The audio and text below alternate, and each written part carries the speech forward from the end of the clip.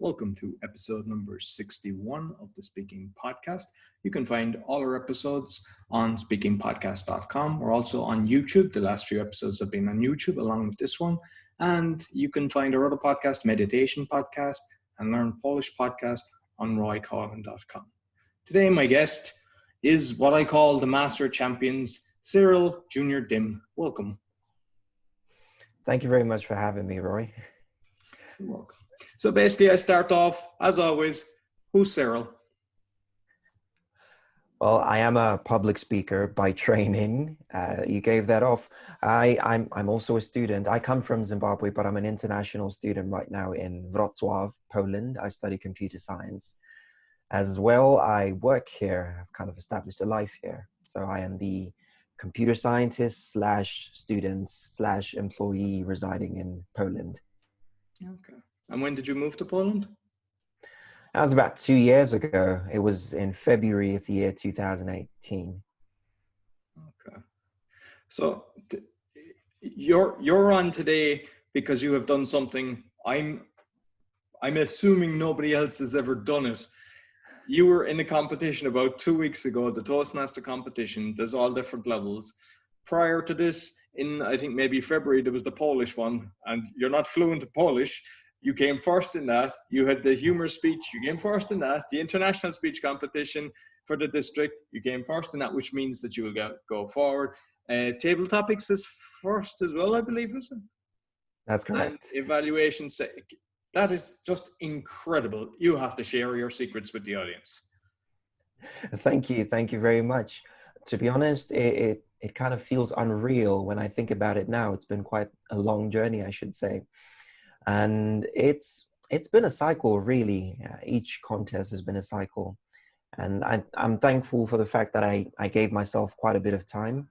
And you'd imagine, of course, for the Polish contest, for example, that I would need to give myself quite a bit of time to get the ideas together, learn how to pronounce the words and so forth.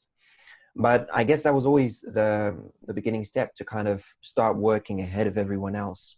So months in advance, I already had the idea of what kind of a speech I would give. You know, it was all written on the wall. I've got sticky notes on the wall, what speeches I could give. And of course, I would write the speech way in advance. And then I would start sampling the presentation. I start giving it to people, asking what they think. And of course, most of the times this would be within Toastmasters.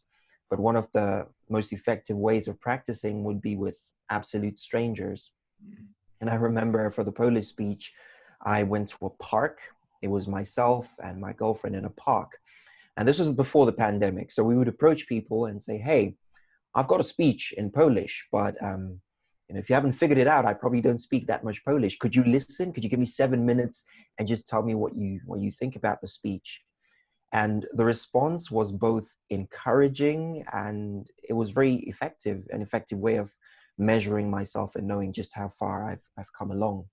And so when it came to applying the same template to this round of contests in English, well, it was like cutting through butter with a hot knife, really, because I just did the same thing, gave myself some time, practiced in Toastmasters clubs, approached a few strangers, asked them to listen.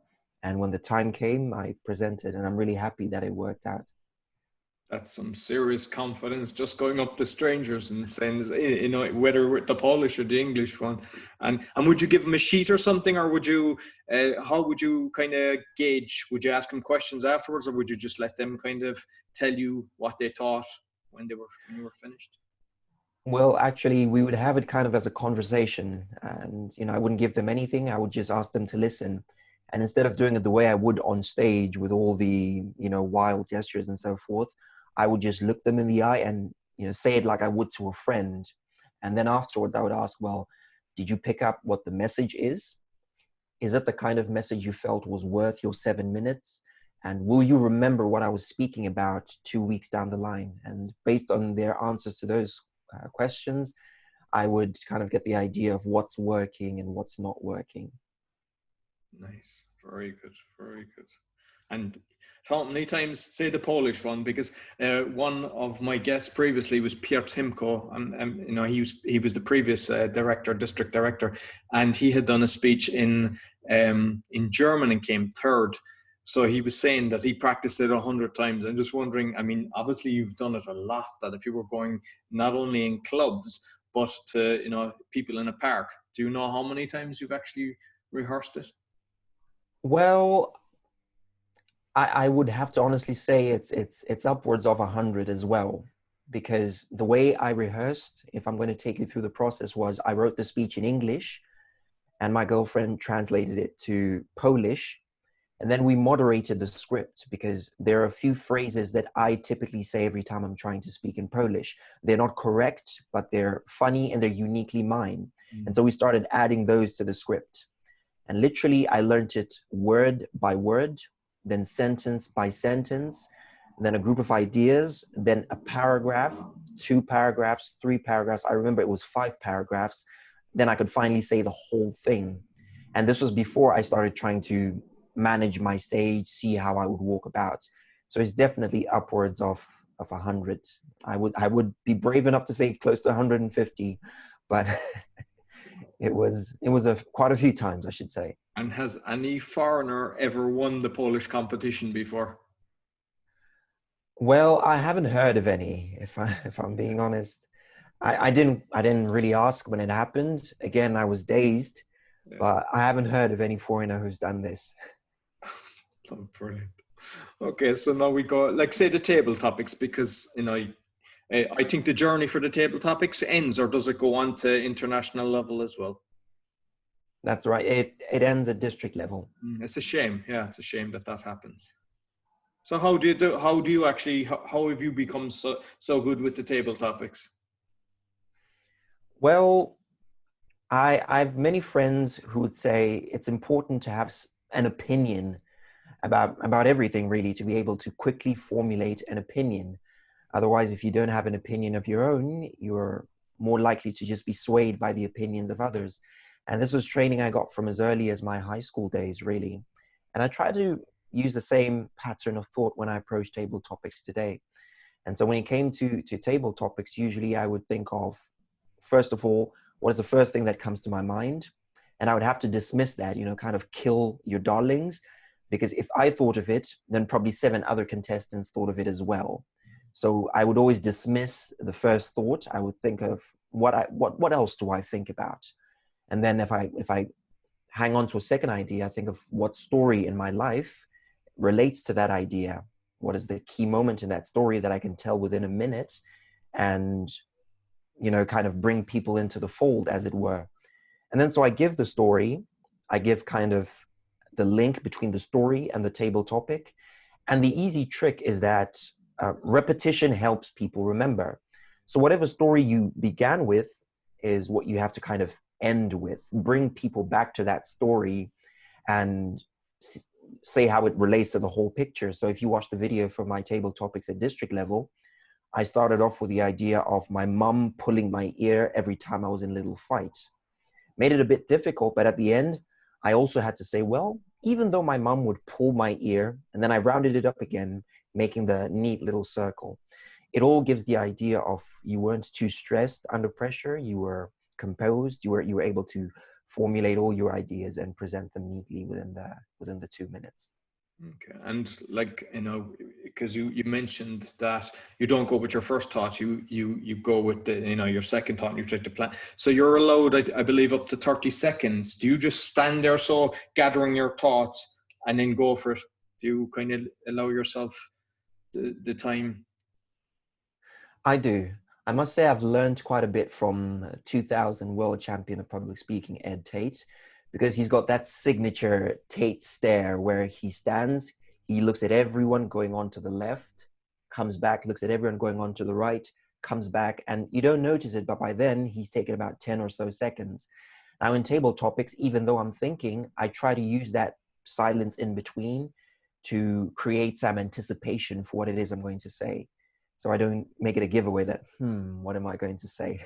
But I do take time to think, yes.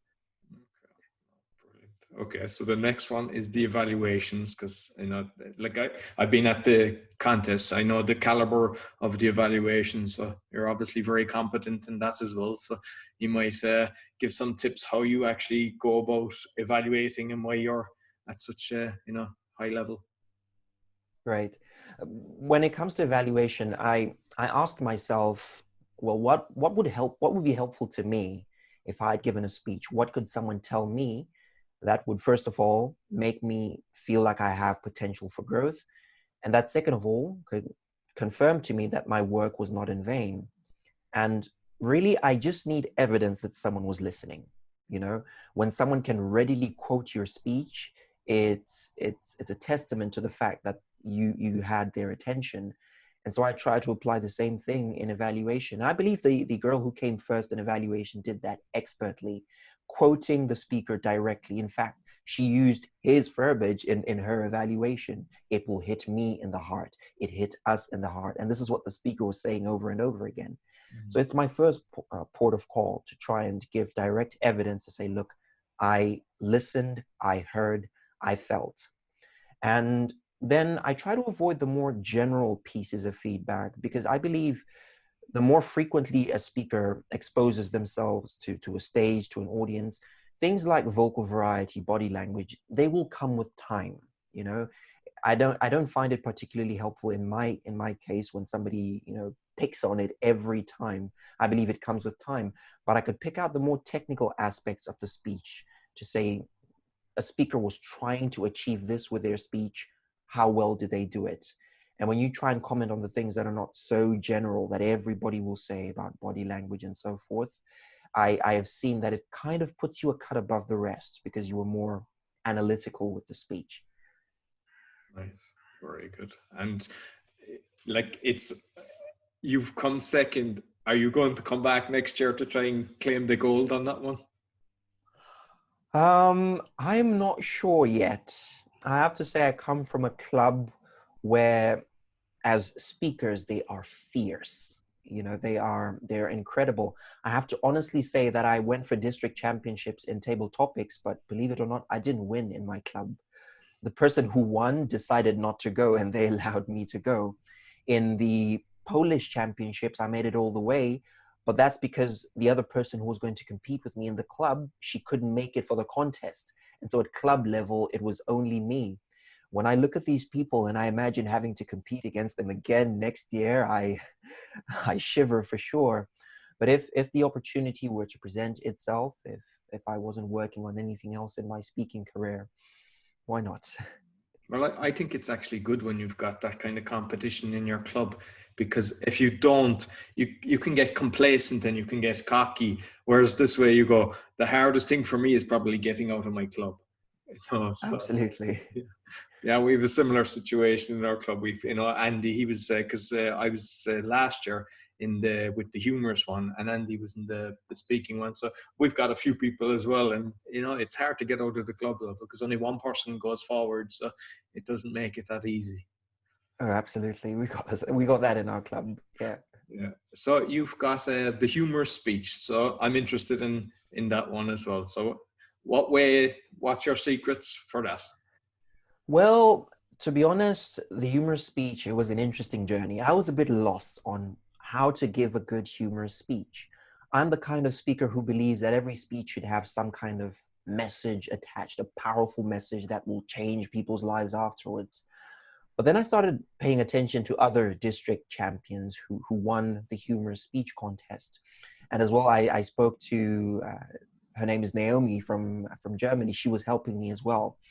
And I realized that in the humorous speech contest, your job is made easier for you because the purpose of the speech is laid out for you.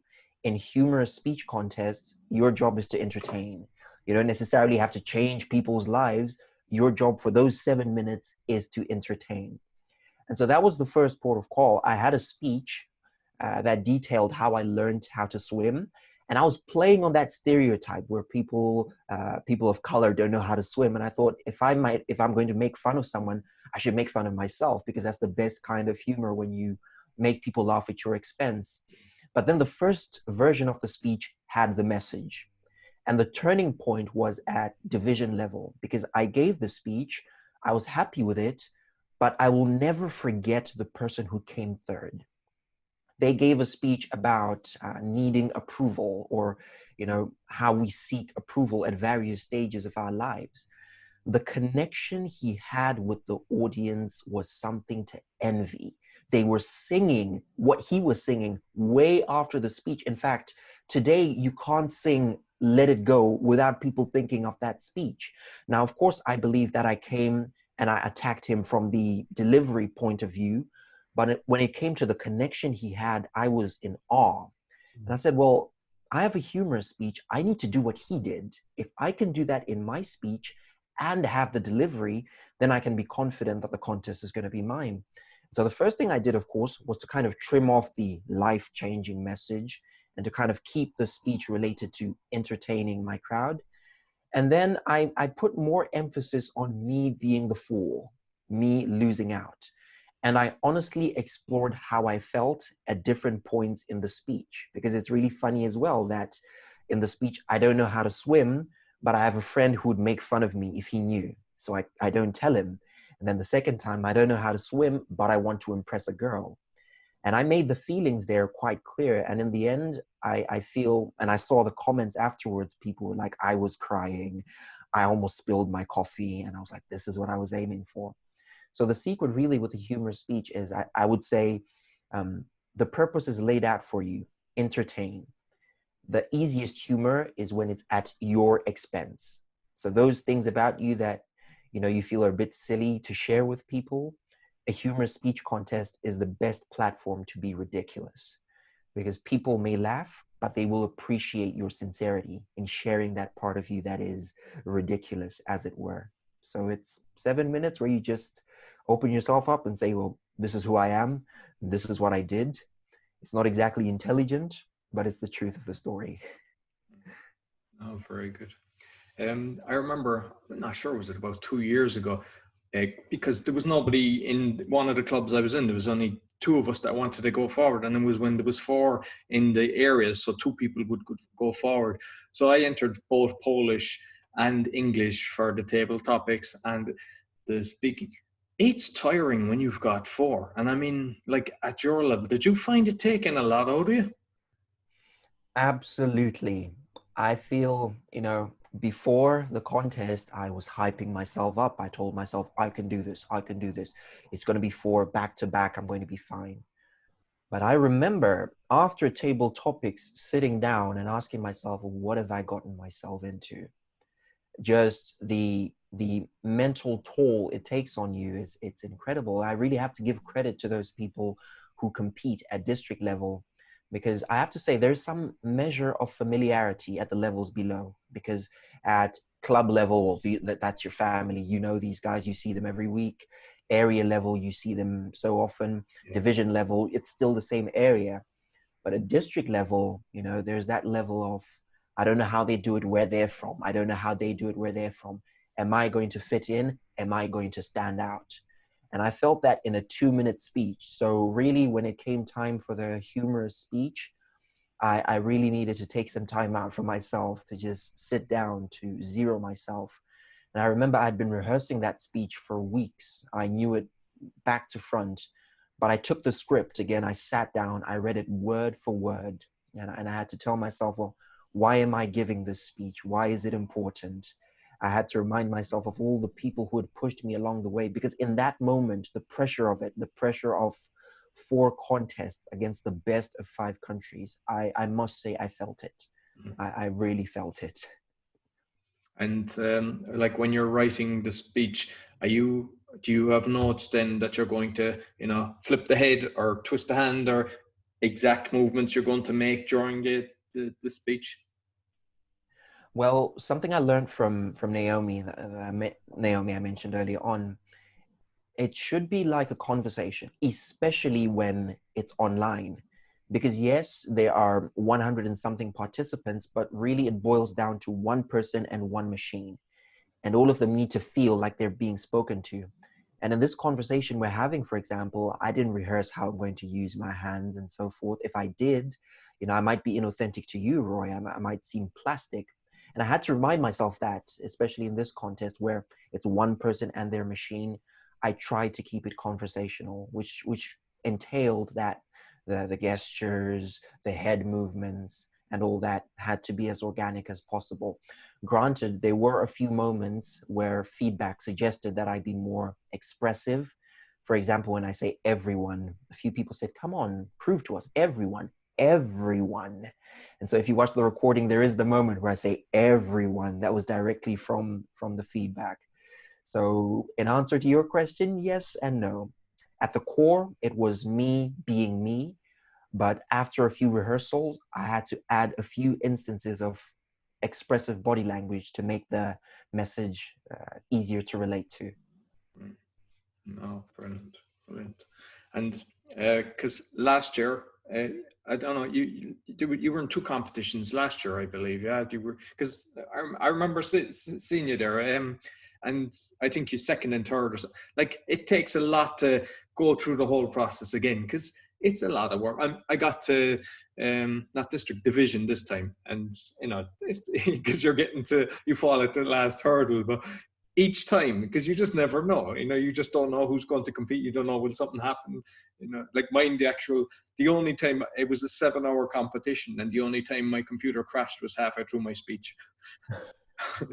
So. I can identify with that. And I think what made it worse is in the contest and in the briefing and in the testing before, I saw the speaker who beat me the previous year. So talk about laying on the pressure a bit more. I was like, wow, well, he's back. This should be fun. And it was worrying indeed. I should say as well that it was difficult for me to compete again because you know, the mentality I had needed a bit of adjusting. When I came second and third last year, it was a bit of a blow to my ego. And I was thinking, well, how could I come second and third? And I I really saw that you were contemplated. upset. I could see you were upset, but you probably done the same amount of rehearsing. I was like, because like this, you could see that it was really, you know, professional. You know that. Absolutely, absolutely. And you know, I must give credit to the many people who readjusted my thinking. First of all, the people who told me, well, it's a contest, you know, and you must be open to the possibility of losing just as much as you're open to the possibility of winning. Mm. And then I remember, I will never forget these words. A gentleman came to me, he's been in Toastmasters for a while. He held my shoulder and he says, I know how it feels when you walk off the stage and everyone is telling you how great you were. I know how it feels when everyone is telling you there is no way you can lose. And then you get this result. I know how it feels. But this is a task for you. When you come back here, make it obvious in the mind of the dumbest judge that you were the best speaker on the day. Don't make it close. And it was just a moment. And in the moment I was so upset, I just said, yes, thank you. But when I finally calmed down, it was those words that were still ringing in the back of my head.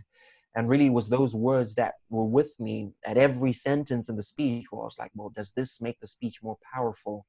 You know, and that mental adjustment to say in a contest, respect your contestants enough to be able to watch them win. It really helped me this time. And I was super proud of myself. I'm going to brag a bit about the silver medal, because that was the test, really, was it not? When I, yes, had the gold medals, but I had this silver medal. How was I going to treat it?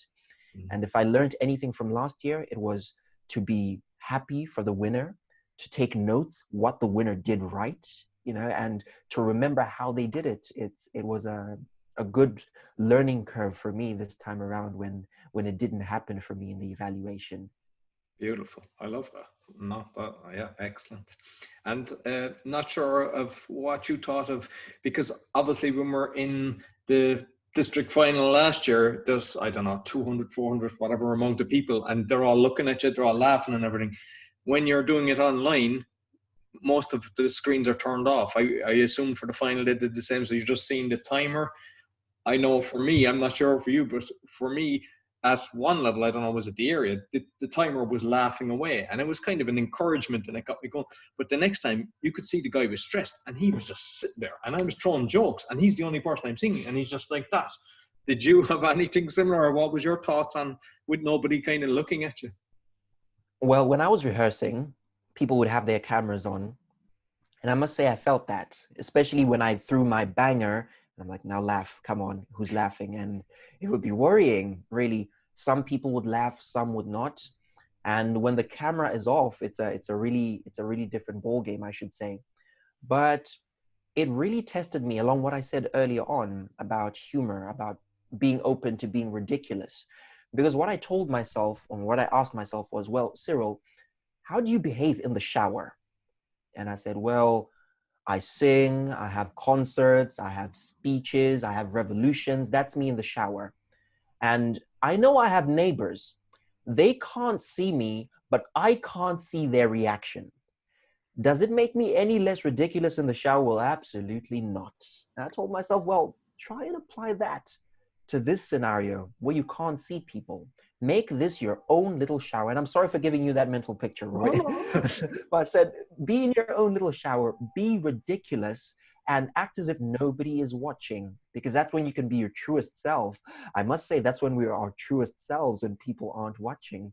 And I tried to put that into the speech, and I'm happy it worked, because people not only bit onto the idea, but they bit onto this Cyril who was, humiliating himself as he tried to learn how to swim, or in the international speech contest. So it worked for me, really, to have the cameras turned off. Okay, very good. So getting to the final and the main one is the international speech, because that hasn't finished. Your journey like, it's a strange situation. Is it from 8? I'm not sure the way it works, but it's kind of they get the recording and determine then 2, is it, that will go forward? That's right. That's right. That's, I would prefer if they organize the competition, even if it was, judges from different countries, and let you go again, because, like Alexandra, I think last year, that's where her journey ended. And it's tough because you get the gold medal, but you don't know, you have a chance now of actually perhaps being which I know you probably aspire to be, the world champion. Well, absolutely. And, it worries me because, like you're saying, I knew the moment I said contest chair in the international speech that it was out of my hands from that moment. It wasn't my speech anymore. It was the past 7 minutes that would decide who goes forward. And I know how specific judging criteria can be. I saw the speech of the person who went forward last year, and opinions will vary on whether or not that person should have gone. But that's how you see how well trained these judges are. And this year, I know I probably shouldn't be doing this to myself, but I was following the other district champions in their respective districts within our region. And wow, these people are good. It's amazing just how creative they are, just how hard they hit you. But you know, it's out of my hands, and I believe that worrying worrying will only steal from the joy of having made it this far, of having won in the district championships. And if it doesn't work out, I've told myself I will start from there. It is what I learned last year when I didn't win. I started from there. I picked up the pieces and I went forward. I did my best. If it doesn't work this time, I will start from there. And I think it's a healthy way to think, really, when you're in a competition. I will be really happy for whoever goes, because like I said, these people are amazing. These people can perform on such a level. So I will be happy if it's not me, if it's somebody else, and I will pick it up from there and I will start from there. So for sure, it may be an end, but it is not the end, if you want to think of it that way. Yeah. And how much studying of past speakers that have won the competition, or even at different levels? Did you do a lot of online watching YouTube videos and stuff like that?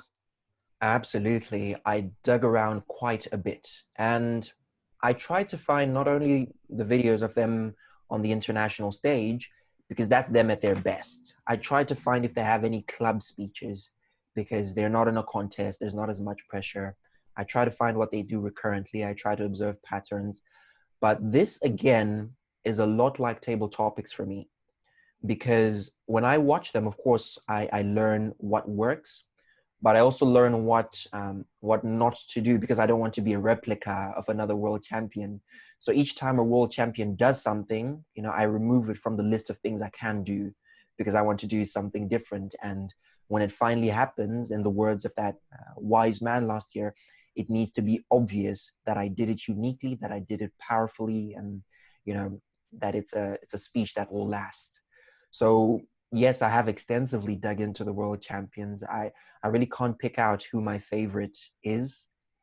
I have a few world champions where I've watched them, and I told myself, well, if I was in the same contest with this guy, he would have ruined my day. I wouldn't have given the speech the same way. I would have just given up, like, okay, it's him this year. And so, yeah, quite a bit. And not only the world champions, I should say, I would say at every level, really, I've tried to dig around and find who has won, because as well, districts, divisions, they're also specific. There's some divisions or districts that will bite for the more emotional stories, the sad story that will leave everyone in tears. There are some districts that will bite for the extremely humorous one where everyone is left in stitches. So I have to really research my district, research my crowd, and find out what they like, so I can make a speech that they will enjoy and that they will vote for as the best. And you mentioned about Naomi, and I know that Zane, because Zane was previously on, and we were discussing about yourself. Like, how many people have you in your circle that's actually kind of close helping you? I know you go to different clubs to do speeches, but, you know, that are really holding your hand, let's say. Well, I should say Zan has been there from day one. He's such a strong man. I am so annoying, but he survives somehow. Zan has been there from day one. Zan taught me the template of how to make a contest speech. He was the first person who really showed me, well, look at what he did. Look at what he did. Do you see how all these guys seem to do that? It's because it works. He really showed me the ropes, as it were, because it's ironic that I joined Toastmasters, say on Friday, say today is Friday, and next week, Wednesday, there was a contest. And silly me, I wanted to join. So then in that short period, kind of gave me a few pointers for what works. And it's been an honor working with him. It's been an honor as well competing against him, because it really shows me how much I've grown to come from a time where I was really clinging on to him, trying to learn, to a time where I get to compete against him. It's been amazing. And then of course, Naomi has history in theater, and she reminds me so much of the first mentor slash coach I ever had, because she will stop you in the middle and say, no, you can say that different, you know. And me being quite impatient, I have to hold back the urge to be like, come on, I did it right. And she really stresses on doing it until we get it right. And as well, she really opened my mind to how I can think as a speaker, how I can think for my audience, so I can kind of figure out what they will enjoy. Naomi was there through the international speech.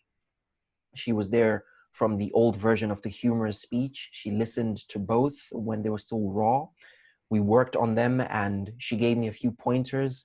And, you know, I have a wall here full of sticky notes. I should say this part is full of sticky notes from Naomi. And, you know, straight after, she gave so much of her time, because we would be working on Zoom. We would be working for hours at a time. And she would listen. It was amazing how much Naomi did for me in that period of time. I met Naomi about a month or so. It was at a storytelling event, a month and a half before the contest was set to go. And really the change has been, it's been dramatic, to say the very least. And then there is my girlfriend Camila. She doubles as a coach as well. She was there from, well, really from the Polish speech as well. I mentioned earlier on, she translated, she listened, she rehearses with me. And, you know, she's this tiny blonde Polish girl, extremely honest with you. She's like, yeah, but I don't get it. What value does that add to your speech? She's the kind of person who will say the short statements that will probe you, and you start thinking about how you can do things differently and so forth. Besides the technical aspects of writing a speech and rehearsing, she's just been an amazing pillar of support. And those 4 contests I mentioned early on, the stress was just, it was resounding. but she was there at each level. She could tell when I was stressed, and sometimes she wouldn't say anything, just her presence there. She would sit there, she would hold my hand, she wouldn't say anything. And just her presence there, it was enough. And to hear her tell me the night before when we were rehearsing, to hear her tell me, well, Cyril, I honestly believe that this is the winning speech. To hear her say that, it was everything for me. It was the confidence I needed to take it on to the next day. And so there's been that as well. I can mention as well a few club members who have been pillars of support all the way. There is Naveen. He's the guy I mentioned earlier on. He came third at division level with a speech that I will never forget. He connected with the audience. And so he was an example for me, first of all. But even before the contest, we were rehearsing together. He was giving me feedback. He does photography, so he knows a lot about cameras and so forth. He was helping me adjust my frame, and he was there all the way. So he turned from a competitor to a coach for me, and that was amazing. Yeah, that's As lovely. well, there was Alexandra Szczepaniak. I'm pretty sure you know her. She won the evaluation contest last year. Yeah, she was actually Alex, on the podcast as well. Yeah. Alex is amazing. Yeah. Alex is amazing. She, of course, I look up to her. So I do a lot of listening, a lot of watching when she performs. But more to that, she gave a lot of tips. She was really there. She really listened and helped me adjust as a speaker. After the Polish Championships, you know, there was a bit of a squabble. I won't go into details, but she was there standing by me, telling me, don't worry about it. Everyone will have people who will applaud them. And at the same time, you will have people who will criticize you. So Alex was there every step of the way. It's a long list. I won't go into detail into all of them for fear I might go on for the rest of the year. But there is Camilla's sister, my future brother-in-law. They were all there. They were all there. I just haven't been alone, I should say. Yeah. It couldn't have happened if these people, if even one of these people was missing. My club president, he was arranging that I could rehearse in other clubs. He was also one person who simply told me he believed I could win.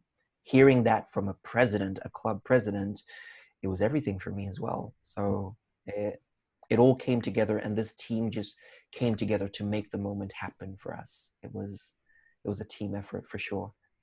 Well, when you hear that, yeah, I can understand why you've won so many of the competitions. You know, that's impressive because yeah, I didn't do that, and shame on me. I was even telling someone that I practiced after the division the last time when I got into the Humorous final. I practiced it twice beforehand. And it was just kind of, I was just making sure, yeah, the time is okay. But as soon as I got there and I was looking at people on stage, I was like, they have everything down to a T. You could tell, you know, the amount of preparation that goes into it. So, what about when you're doing Absolutely. normal speeches then? I mean, do you do a lot of preparation or can you just kind of go off the cuff and do a speech, you know, with a few hours preparation? Well, I try to prepare, and this is a lesson I learned and because of one world champion, Dhananjaya. When he gave his speech, I see something. It wasn't his first option. In fact, he had three other speeches that he had to choose from for the final, and the one he finally gave was a fourth alternative. And that taught me that some of these speeches may seem irrelevant in the moment, but preparing them and keeping them could serve you in the future. So I try to prepare all of them. And even if I never get to use it again, I try to make sure a script exists, a video exists, and a few feedback slips exists in case I ever need to go back to that speech, tune it, and use it again. Okay, no, that makes sense. That makes sense. Have you got videos online or something so that people can see some of your speeches? Is there any of them recorded? That I've got a YouTube channel. I got all the recordings of the speeches. I got the Polish championships. I got all four from the past weekend. So those are going to be going up on my YouTube channel. I post I publish on Instagram where I run a page, Cyril the Speaker. I post a lot of quotes on that are relevant to speakers, a few quotes that I use as a speaker to kind of help people develop in terms of thinking as a public speaker. I also share a few snippets from interviews that I thought, you know, made really powerful moments. So there's that on my Instagram as well. I am still working on putting out a website, but I'm at the point where everything is coming together. So pretty soon there's going to be the website and the YouTube channel and Facebook and Instagram. Okay, perfect. Sure, what we can do is we can put the links anyway so that people can get in contact with you. Listen, it has been amazing. You have shared fantastic. Like, I wasn't expecting this. You have given us golden nuggets today, and I really appreciate it. Well, thank you very much, Roy. It's been an absolute pleasure to be here with you. Thank you so much for having me. Thank you. So that's all for the Speaking Podcast today. I really enjoyed talking with Cyril. So you can find all our episodes on Speaking Podcast, and we're also on YouTube and Facebook at Speaking Podcast. As mentioned at the start, you can find the meditation podcast and learn Polish podcast at roycollin.com. Until next week, take care.